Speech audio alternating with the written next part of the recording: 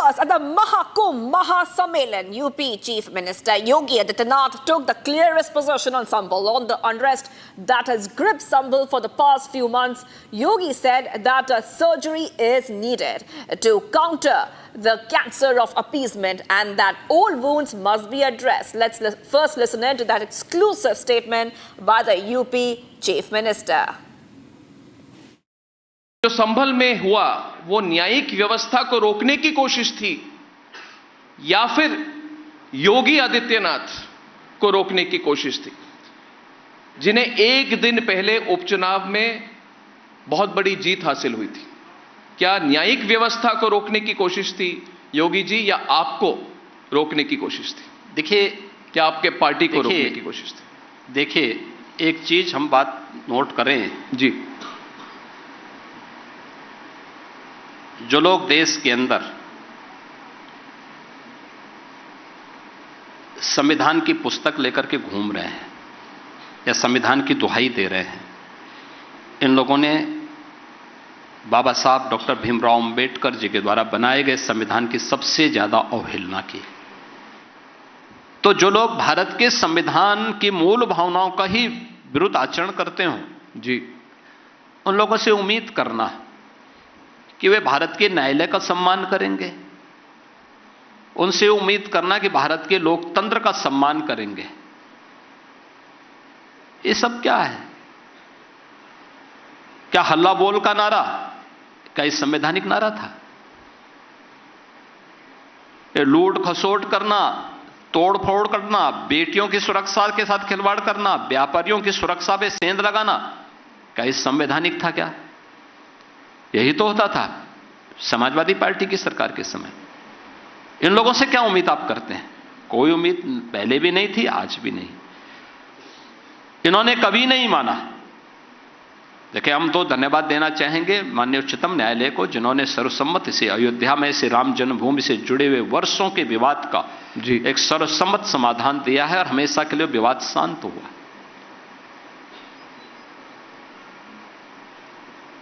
वहां पर सर्वे का आदेश भी संभल में माननीय न्यायालय ने दिया। बिल्कुल, केवल सर्वे होना था, बिल्कुल, कोई भी अन्य नहीं। और ऐसा नहीं कि 19 को सर्वे हुआ, 21 को सर्वे हुआ, 24 को सर्वे होने जा रहा था। 24 को जिस तरीके से वहां पर फिर शरारत की गई, जिस तरीके से माहौल खराब किया गया 24 नवंबर को, ये कहते हैं पुराने विवाद हैं, पुराने विवादों पर ताला लगा दो। इनका कहना है कि वे पुराने विवाद हैं।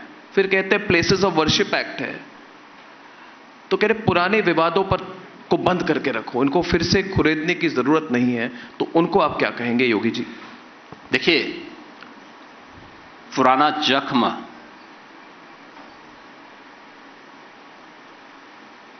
का उपचार होना बहुत आवश्यक है, नहीं तो कैंसर हो जाता हो।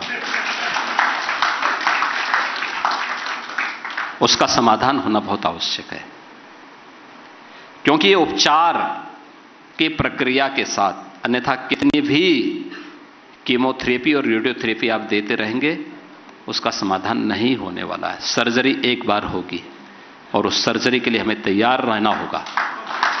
सर्जरी फोड़ा कितना भी बड़ा क्यों ना हो, अगर एक बार कायदे से सर्जरी हो जाएगी तो नए सिरे से फिर वह आगे बढ़ेगा। और मुझे लगता है कि इस प्रकार के विवादों का समाधान का रास्ता हमें आगे बढ़ाना। And viewers, we're getting many more reactions coming in on Yogi Adityanath's remark on Sambal surgery. Let's listen in to all those reactions.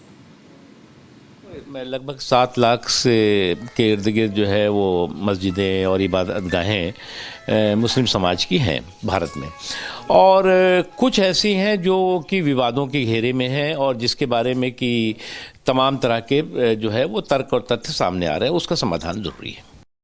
इस बात से मैं सहमत हूँ। दंगा की पृष्ठभूमि पहले लिखी जा चुकी थी, इसीलिए उन्होंने 2 घंटे के अंदर वहाँ सर्वे भिजवा दिया। इसीलिए उन्होंने भारत सरकार के वकील को भी वहीं संभल में खड़ा कर रखा था, इसीलिए सुबह सुबह चले गए। तो पृष्ठभूमि तो उन्होंने लिखी थी, सरकार ने पृष्ठभूमि लिखी थी, दंगा कराने वाले सरकार हैं। बाकी बातों के लिए मैं सिर्फ माननीय मुख्यमंत्री जी से यही बोलूँगा कि हम भी हिंदू हैं, हमारे मन में योगी और महंत के लिए बहुत सम्मान है। आप कम से कम योगी की तरह आचरण और बोलना सीख लीजिए। What are the reasons to reopen these cases? Even one reason cannot be told by this government.